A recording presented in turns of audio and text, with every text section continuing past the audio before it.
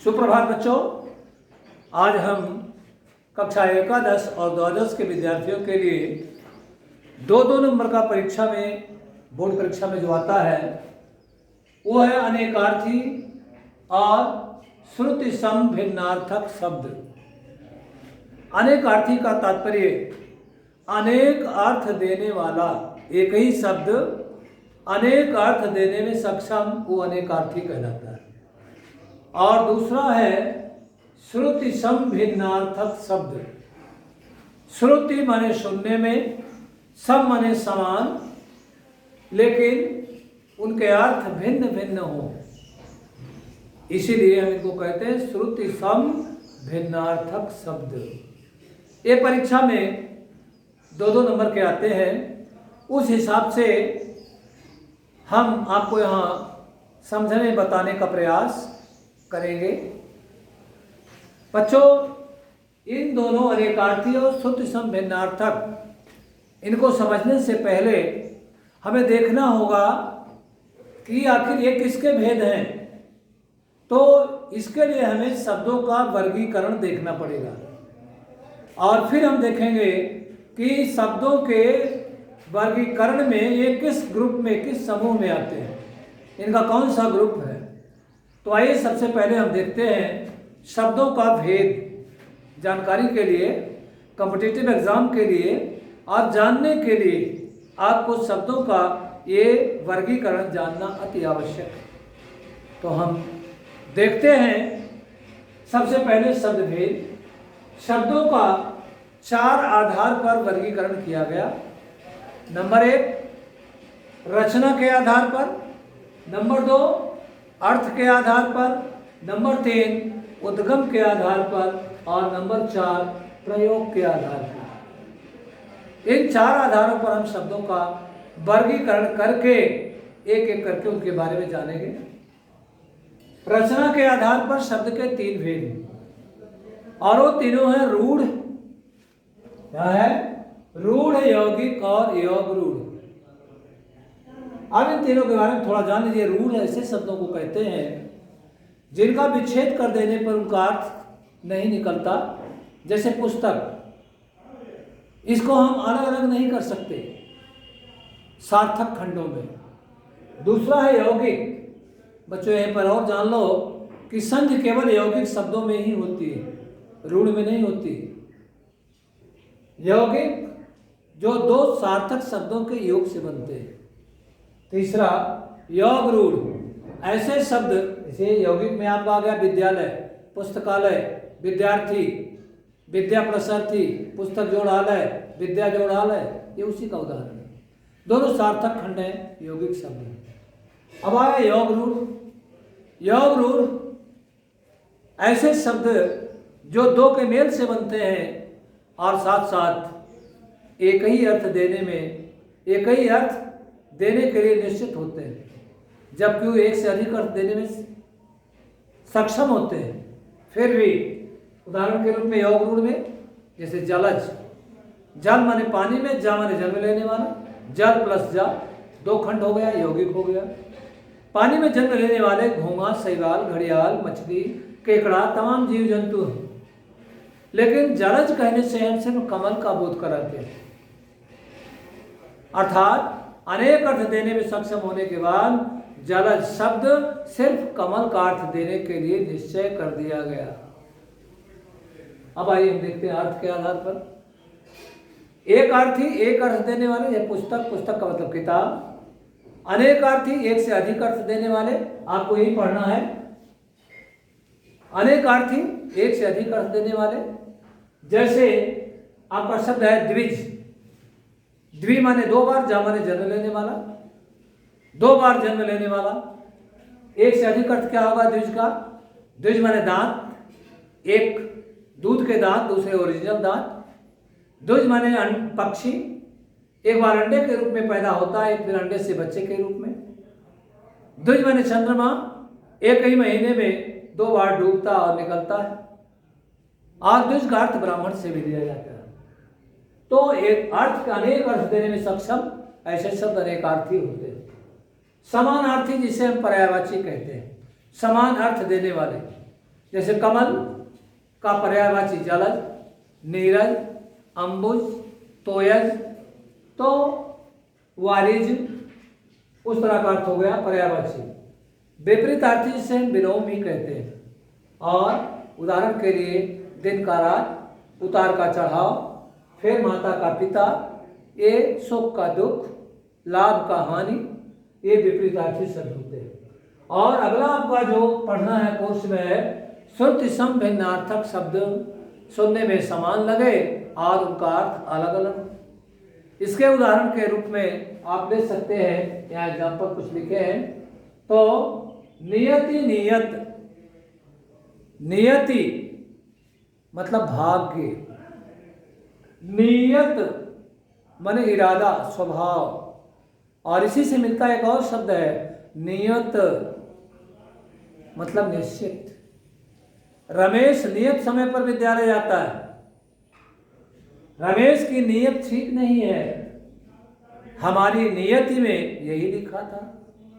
तो अलग अलग अर्थों में एक जैसा उच्चारण है और अर्थ भिन्न भिन्न है। तो श्रुति सम भिन्नार्थक आपने देखा। अब आप देखिए उद्गम के आधार पर शब्द के भेद, तत्सम, तद्भव, देशज, विदेशज और संकर, ये 5 प्रकार। तत्सम संस्कृत के वे शब्द जो बिना किसी परिवर्तन के हिंदी भाषा में प्रयुक्त होते हैं तत्सम कहलाते हैं। तत् माने उसके, उसके कौन? संस्कृत के शब्द के, सम माने जो समान हो, वो तत्सम। तद्भव उसमें थोड़े परिवर्तन के साथ उत्पन्न होने वाला तद्भव। जैसे कंटक का कांटा, हस्त का हाथ, दुग्ध का दूध, दही का दही। फिर आप देखेंगे देशज, जैसे पगड़ी, खटखटाना। एक क्षेत्र विशेष में अपनी सुविधा के अनुसार लोग ऐसे शब्दों को बना लेते हैं। विदेशज विदेशी शब्दों से जन्म लेने वाले या विदेशी भाषाओं से जो हिंदी भाषा में प्रयुक्त होने वाले शब्द हैं, जैसे स्टेशन, कॉलेज, स्कूल। ये ऐसे अंग्रेजी के शब्द हैं जिनका हिंदीकरण हो गया। अब इनमें मात्राएं भी हिंदी के व्याकरण के अनुसार लगती हैं। स्टेशनों पर बड़ी भीड़ है, कॉलेजों में छुट्टियां चल रही हैं। फिर संकर, मिक्स, 2 अलग अलग भाषाओं के मिले हुए शब्द संकर कहलाते हैं। उदाहरण के लिए टिकट घर, टिकट अंग्रेजी का, घर हिंदी का। ऑपरेशन कक्ष, ऑपरेशन अंग्रेजी का, कक्ष संस्कृत का। अब आप देखिएगा प्रयोग के आधार पर विकारी और अविकारी। अब विकारी और अविकारी का मीनिंग समझ लें। विकारी उन शब्दों को कहते हैं जो काल, वचन, लिंग के आधार पर जिनमें परिवर्तन होता है। अविकारी ऐसे शब्दों को कहते हैं जिनमें काल, लिंग और वचन के आधार पर परिवर्तन नहीं होता है। दोनों का अलग अलग ग्रुप है। विकारी में संज्ञा, सर्वनाम, क्रिया और विशेषण। विशेषण का एग्जाम्पल लें, छोटा बच्चा, बच्चा है तो छोटा, बच्ची है तो छोटी, छोटी बच्ची। क्रिया में हम देख सकते हैं राम पुस्तक पढ़ता है, राम पुस्तक पढ़ता था, राम पुस्तक पढ़ेगा। ये भी परिवर्तनशील है काल, लिंग और वचन के आधार पर। लड़का है तो पढ़ता है, लड़की है तो पढ़ती है। अविकारी जिसे हम अव्यय कहते हैं, अर्थात जिसमें काल, लिंग और वचन का कोई प्रभाव नहीं पड़ता। एक क्रिया विशेषण संबंध बोधक, समुच्चय बोधक, विस्मयादि बोधक और एक होता है निपात। क्रिया विशेषण का उदाहरण लेके हम आपको बताएं को अव्यय कैसे। किसी काल, लिंग, वचन में उसका प्रयोग करने पर उसके स्वरूप में कोई परिवर्तन नहीं होता, उसे हम अव्यय कहते हैं। उदाहरण के रूप में राम धीरे धीरे पढ़ता है। यहां धीरे धीरे पढ़ता है क्रिया की विशेषता बता रहा है, इसलिए वो क्रिया विशेषण। अब आप देखेंगे कि धीरे धीरे का किसी काल, किसी वचन, किसी लिंग में प्रयोग करें, उसके स्वरूप में कोई परिवर्तन नहीं होगा। राम धीरे धीरे पढ़ता है, राम धीरे धीरे पढ़ता था, राम धीरे धीरे पढ़ेगा, वह धीरे धीरे पढ़ती है, मैं धीरे धीरे पढ़ता हूँ, सब धीरे धीरे पढ़ते हैं। इस तरह आपने देखा कि धीरे धीरे में कोई परिवर्तन नहीं आया। इसी तरह संबंध बोधक, समुच्चय बोधक, विस्मयादि बोधक और लास्ट वन निपात के बारे में आपको बता दें। निपात का शाब्दिक अर्थ होता है नी माने नीचे की तरफ, पात माने गिरना। ऐसा शब्दांश जो स्थान परिवर्तित करके वाक्य का अर्थ बदल देता है। जैसे शब्द है ही, हम एक वाक्य बनाए, राम ही पुस्तक पढ़ता है। राम के अलावा श्याम मोहन आदि नहीं पढ़ते हैं। अब ही को और प्रमोट किया हमने, राम पुस्तक ही पढ़ता है, पुस्तक के अलावा पत्रिका अखबार इत्यादि नहीं, राम पुस्तक पढ़ता ही है।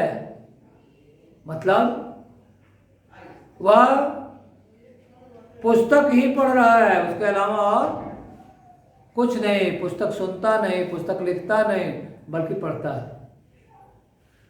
तो इस तरह आपने देखा, ये आपका शब्दों का वर्गीकरण हो गया। अब हम देखेंगे जो आपके कोर्स में है, अनेकार्थी और श्रुति सम भिन्नार्थक शब्द। अनेकार्थी को देखें। अनेकार्थी ऐसे शब्दों को कहते हैं जो एक से अधिक अर्थ देने में सक्षम होते हैं। एक से अधिक अर्थ देने में सक्षम हो, उन्हें अनेकार्थी कहते हैं। अब आप पहला शब्द देखेंगे द्विज। द्विज शब्द बना कैसे है?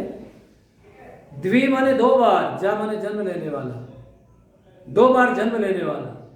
अब हम द्विज का अर्थ चंद्रमा, द्विज का अर्थ दांत, द्विज का अर्थ पक्षी और द्विज का अर्थ ब्राह्मण। आप देखेंगे चंद्रमा एक महीने में दो बार प्रकट होता है, पैदा होता है, निकलता है, इसलिए द्विज। दांत दो बार निकलते हैं, एक बार दूध के दांत, दूसरे ओरिजिनल दांत, तो द्विज का अर्थ दांत भी होता है। द्विज का अर्थ पक्षी कैसे होता है? वो भी दो बार जन्म लेता है, एक बार अंडे के रूप में और फिर अंडे से बच्चे के रूप में। इस तरह हमने देखा। और द्विज का अर्थ ब्राह्मण भी होता है। जैसे जब सुदामा भगवान कृष्ण से मिलने जाते हैं तो वहाँ द्वारपाल भगवान कृष्ण को जाकर यही बताता है, द्वार खड़ो तुझ दुर्बल एक, रहो च किसो वसुधाया विरामा, पूछत दीन दयाल को नाम, बतावत आपनो नाम सुदामा। आपने देखा कि किस तरह से वहाँ द्विज शब्द का ब्राह्मण के लिए प्रयोग किया गया। दूसरा है कनक। कनक का अर्थ होता है सोना, और कनक का अर्थ होता है धतूरा, कनक का अर्थ होता है गेहूं। धतूरे और सोने के संदर्भ में एक दोहा बहुत प्रसिद्ध है, कनक कनक ते सौगुनी मादकता अधिकाय, वह पाए खाए बौराए जग वह पाए बौराए। कहते हैं सोने में धतूरे से मादकता 100 गुनी ज्यादा होती है। धतूरा खाने से लोग पागल होते हैं और सोना माने धन संपत्ति पाने से पागल हो जाते हैं। फिर आप देखें अर्क। अर्क माने सूर्य, और अर्क का मतलब एक आग का पेड़, छोटे छोटे फल होते हैं और छिलका उतारो उसकी लकड़ी का तो पीली लकड़ी निकलती है। फिर अर्क का अर्थ होता है रस।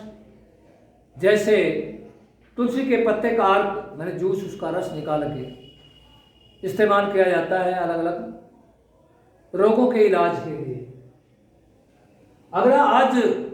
आज का मतलब होता है बकरा। आज दशरथ के पिता का भी नाम था। और आज का मतलब अजन्मा, जिसका जन्म ना हुआ हो।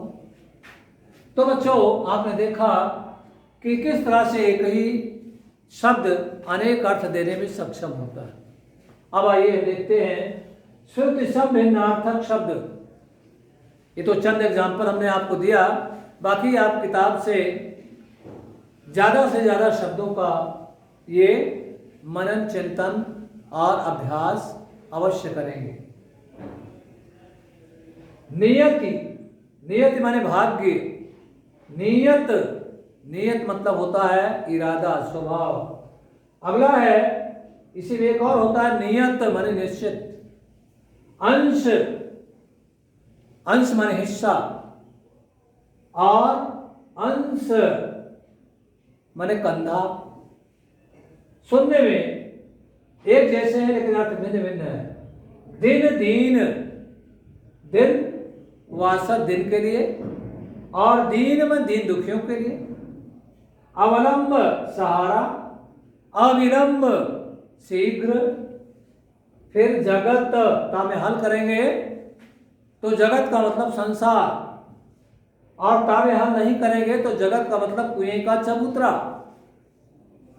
फिर अचल माने पर्वत जो चल ना सके।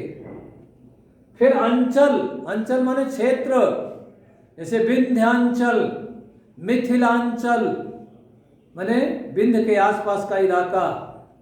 तो अंचल का मतलब क्षेत्र और अचल का मतलब पर्वत। फिर अंगना, अंगना यहाँ आपका अनुस्वार है और दूसरे में अनुनासिक है, चंद्रा बिंदु। दोनों का अर्थ अलग अलग है। अंगना स्त्री के लिए आता है। निराला ने अपनी कविता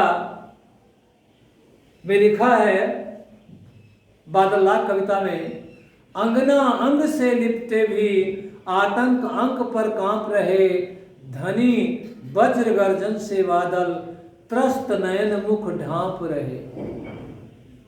और अंगना यहाँ आंगन के लिए आया है, जो घर के अंदर जगह होती है।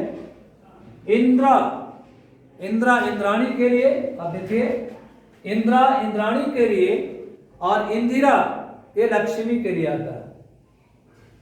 फिर अगला है आवृत्त, आवृत्त माने ढका हुआ, और आवृत्ति माने पुनरावृत्ति, दोबारा रिपीट होना। और अलिक, अलीक दो शब्द हैं मिलते जुलते। अलिक का मतलब ललाट, फोरहेड, और अलीक का मतलब झूठा। जब कोई झूठ बोलता है तो अलीक भाषी, झूठ बोलने वाला, उसके लिए इस शब्द का प्रयोग किया जाता है। बच्चों, दो अंक में आपका ये अनेकार्थी और श्रुति संभिन्नार्थक शब्द है। हमें उम्मीद है कि आप इनको थोड़ा विस्तार से समझें और बार बार अभ्यास करें, तो परीक्षा की दृष्टि से, बोलचाल की दृष्टि से, लिखने की दृष्टि से, प्रतियोगितात्मक परीक्षाओं की दृष्टि से आपको अपेक्षित परिणाम मिले। आप कभी भी निराश और हताश न होए, निरंतर उत्साह के साथ जिंदगी में कुछ पाने के लिए आगे बढ़े। निश्चित रूप से आपको आपकी उपलब्धि, आपको आपकी मंजिल अवश्य मिलेगी। कदम चूम लेती है खुद बढ़ के मंजिल, मुसाफिर अगर अपनी हिम्मत न हारे। मुसाफिर अगर हिम्मत नहीं हारता तो उसकी मंजिल अपने आप उसके पास आ जाती, उसके कदमों में आ जाती। और भी अन्यत्र कहा गया, जमाने से जो डरते हैं जलीले गार होते हैं, बदल देते हैं दुनिया को वही खुददार होते हैं। हजारों डूबती हैं कश्तियां ना खुदाओं के भरोसे पर, जो चप्पू खुद चलाते हैं वो अक्सर पार होते हैं। अर्थात जो अपने भरोसे होते हैं, आत्मावलंबी होते हैं, परावलंबी नहीं होते, वे अक्सर अपनी मंजिल को, अपने लक्ष्य को जरूर प्राप्त करते हैं। धन्यवाद।